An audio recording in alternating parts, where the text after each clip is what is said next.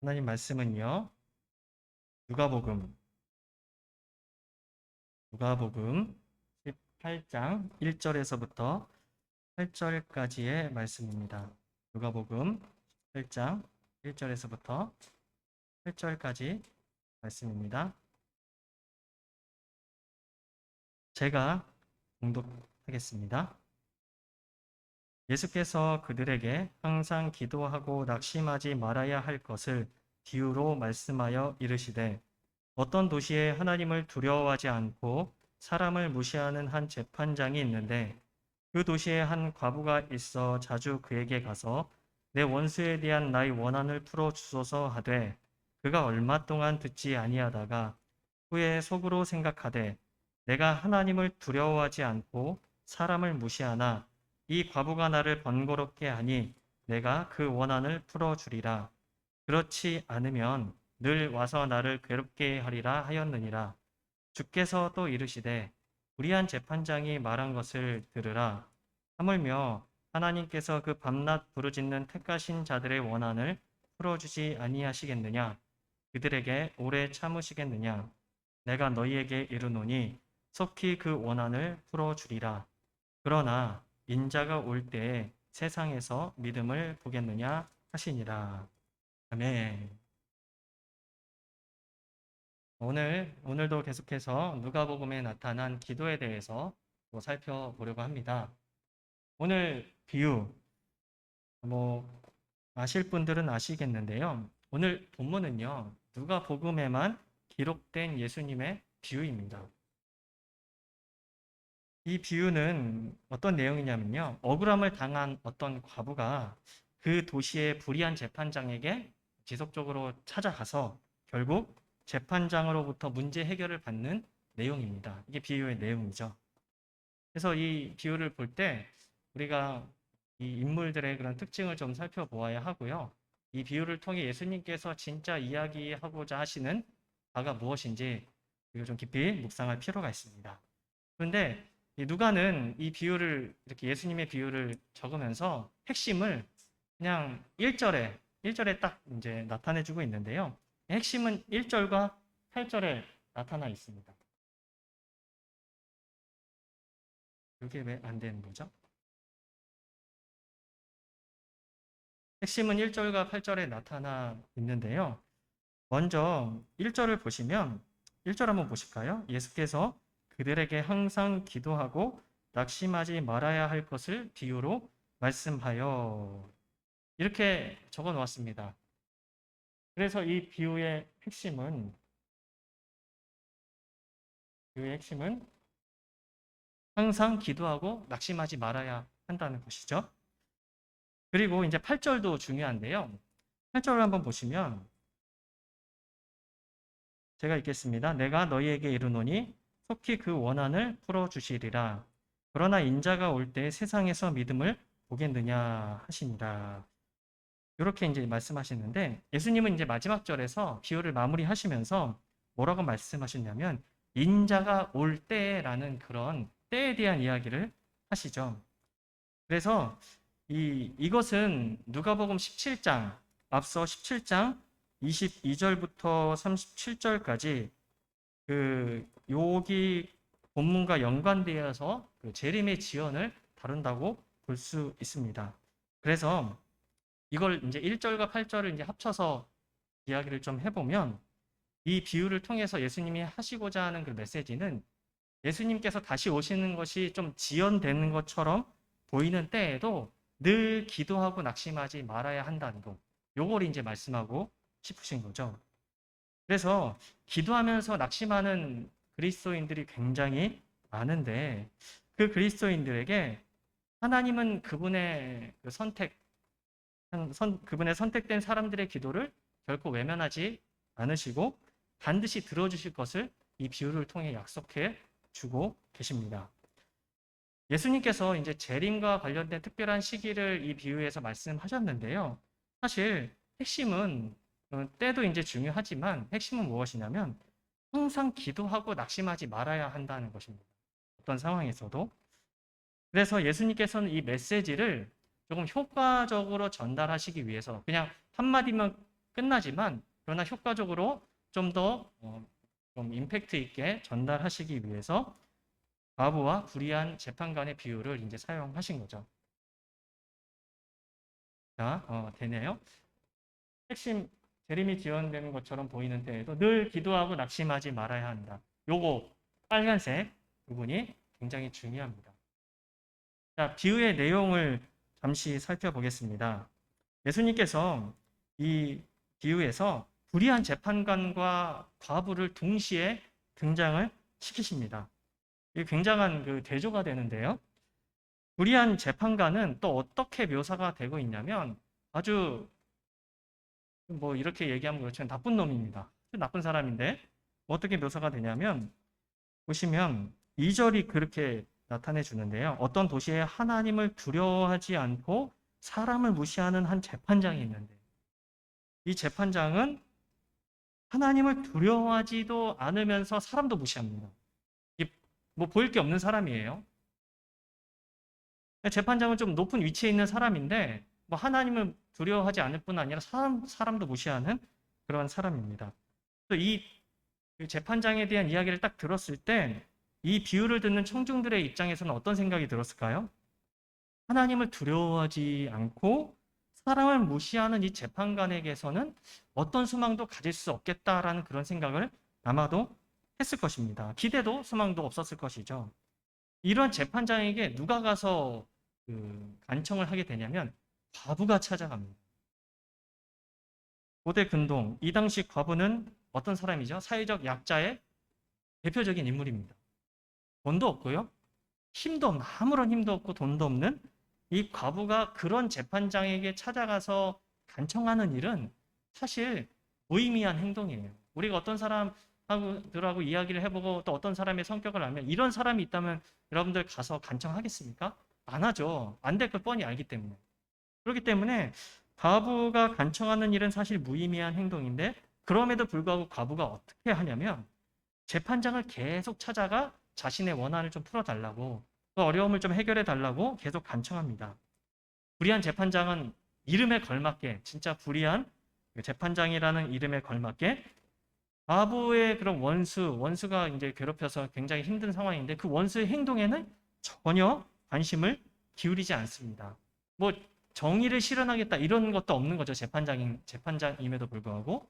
하지만 계속 찾아와 자기를 성가시게 구는 과부의 행동 때문에 재판장은 너무 괴로워서 결국 원한을 풀어주게 됩니다.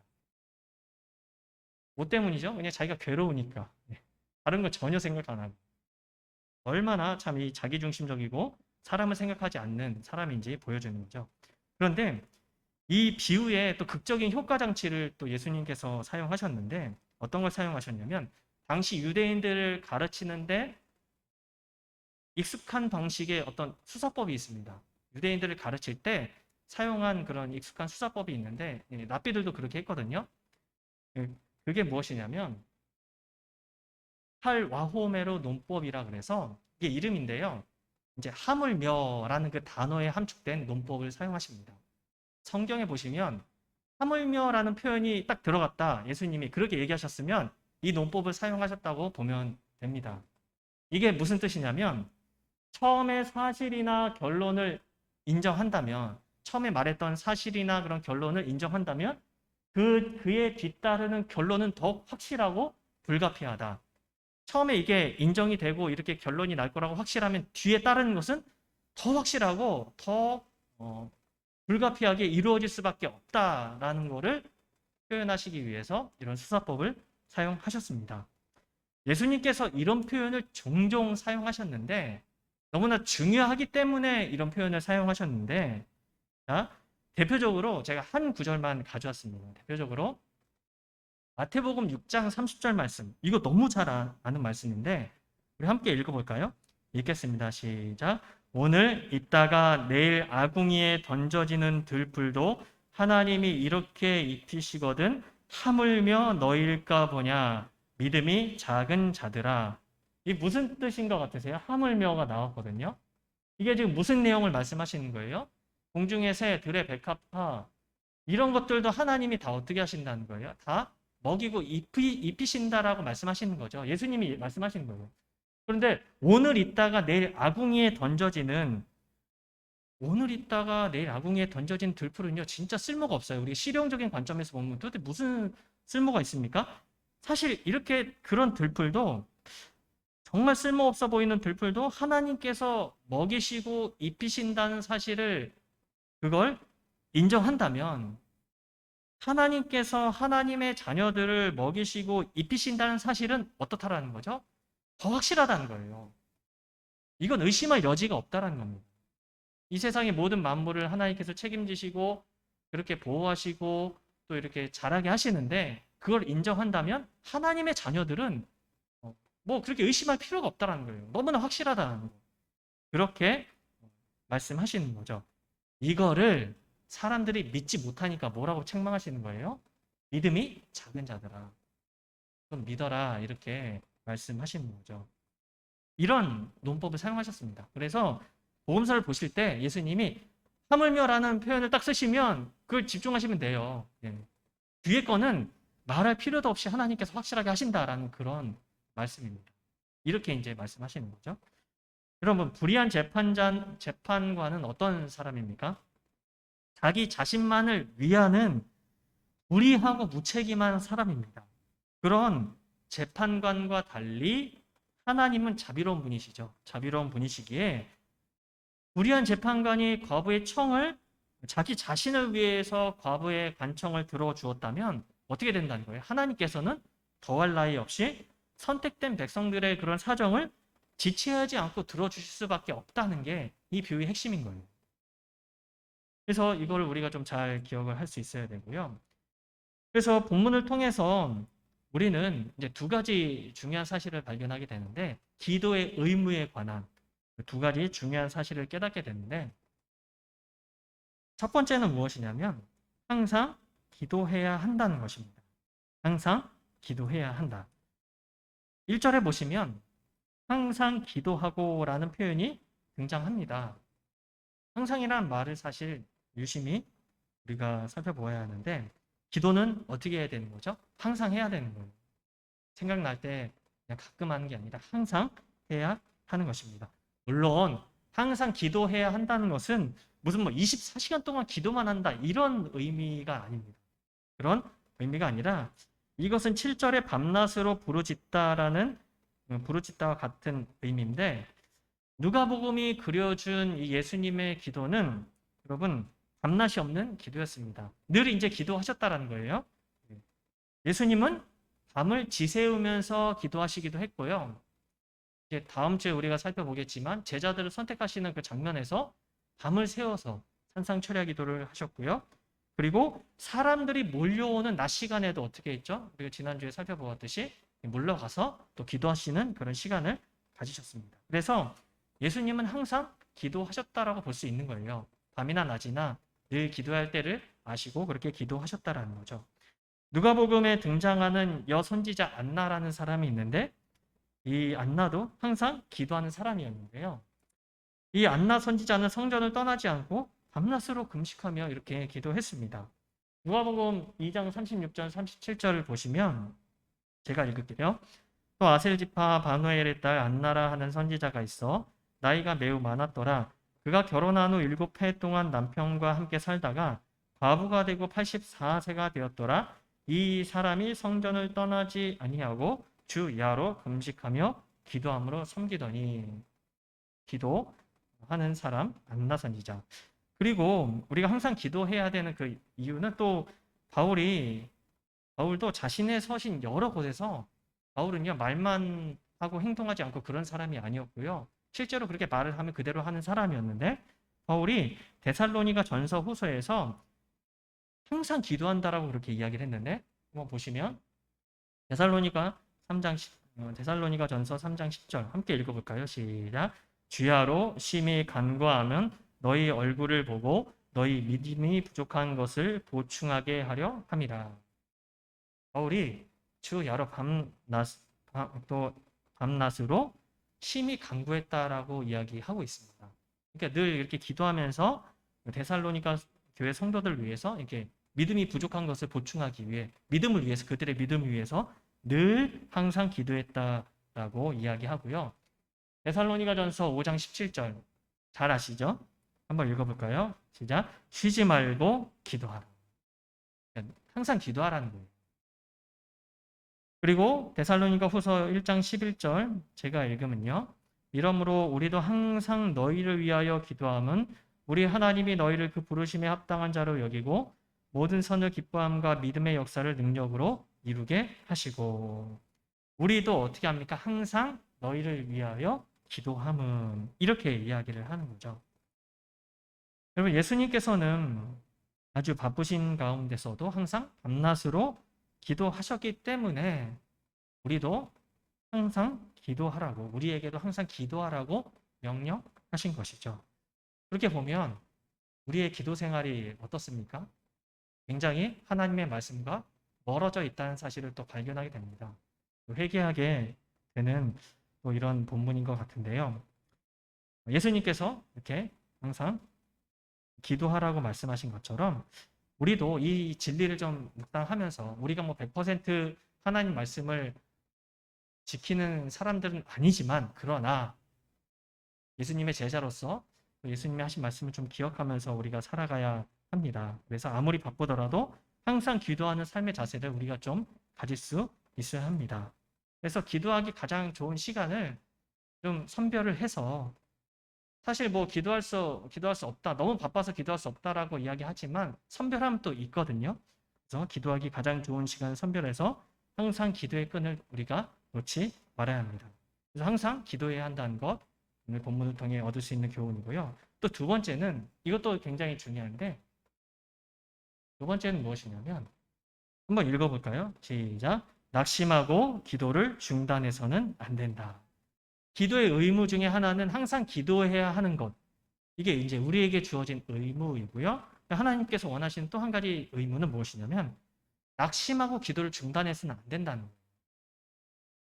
그러니까 기도하다가, 항상 기도하는 것도 우리에게 의무지만, 기도하다가 낙심하지 않는 것도 기도하는 사람에게 주어지는 의무입니다.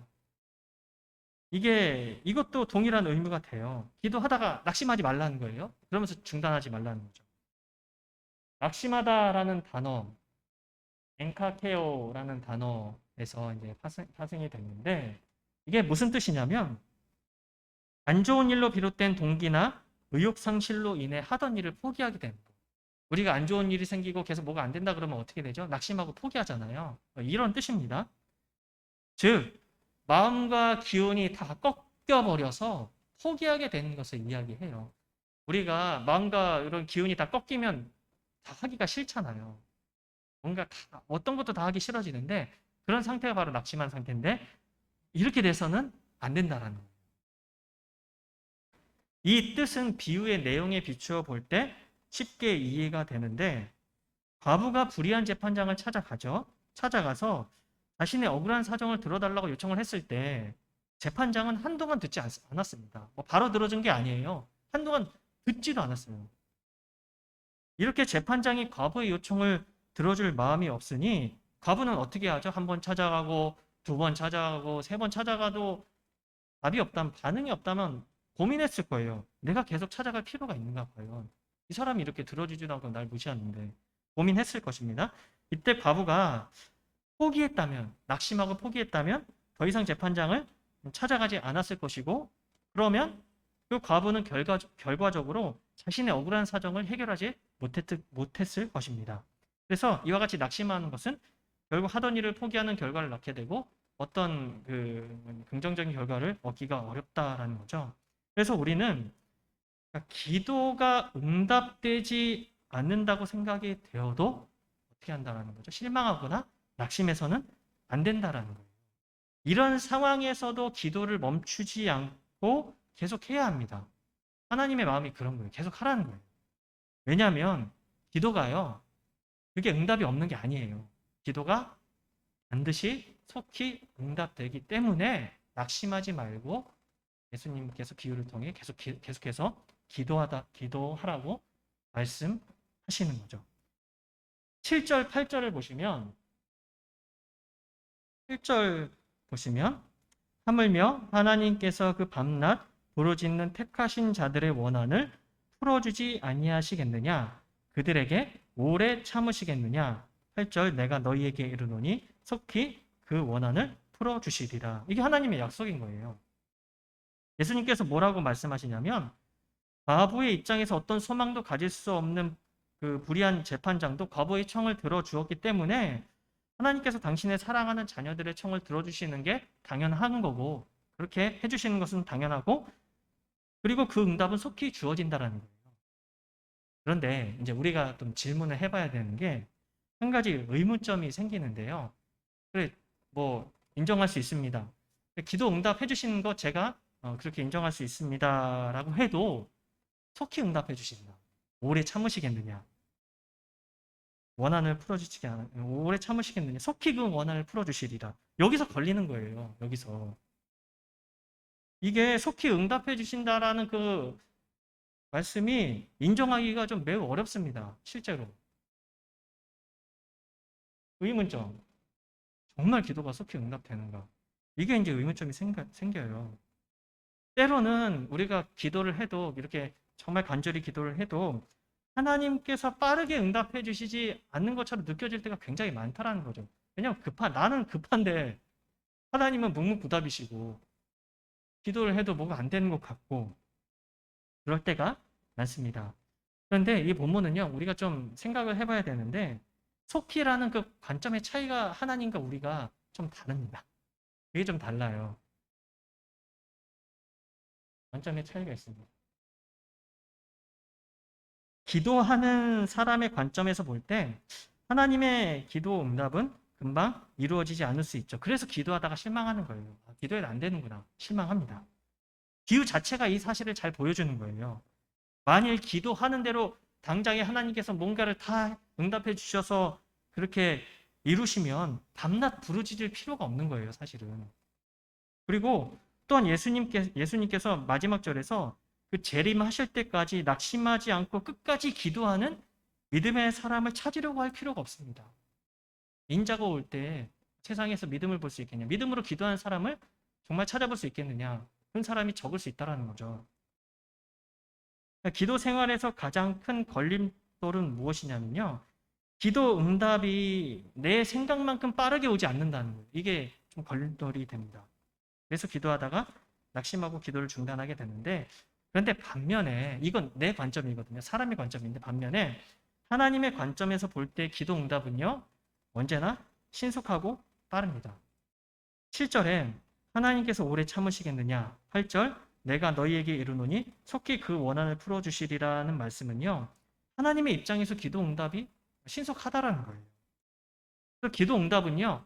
어디까지나 하나님의 시간표에 따릅니다. 하나님의 시간표가 있어요. 거기에 따르는 것이고 그때까지 우리가 기도할 필요가 있다라는 거죠. 그리고 응답하는 방식도 하나님의 방식에 따릅니다. 그러니까 내가 기도한 것이 그대로 응답됐다 그러면 하나님이 그걸 기뻐하셔서 응답해 주시는 거예요. 아니면 다른 방식으로 더 선한 방식으로 응답해 주시는 건데 하나님에게는 이 하나님의 시간표는요. 어떤 시간표를 가지고 계시냐면 하나님에게는 천년이 하루입니다. 우린 천년 엄청 길잖아요. 하나님에게는 천년이 하루예요. 야, 이거 언제까지 기도해야 되는 거야, 그럼? 하나님의 시간표에는 천년이 하루지만 기도의 응답을 바라는 신자에게는 하루가 천년처럼 느껴지는 거죠. 이게 관점의 차이입니다. 그래서 언제든지 기도의 응답은 신자의 관점에서 볼 때는 좀 느릴 수 있어요. 그러나 하나님의 기준에 맞추어 볼 때 기도 응답은 항상 아주 적절한 시기에 주어집니다. 기도는 반드시 응답해 주시고 적절한 시기에 주어지죠. 하나님께서 기도 응답의 시기를 결정하시는 거예요. 또한 기도하는 내용의 성격에 따라 응답의 시기도 달라집니다. 어떤 기도를 하느냐에 따라서 응답의 그 시기가 달라져요. 예수님의 그 기도 중에서도 어떤 기도는요. 금방 응답이 되었는데 어떤 기도는 즉시 응답되지 않았습니다. 하나님께서 그의 지혜와 계획에 따라서 모든 기도의 응답 시기를 주권적으로 결정하시는 거죠.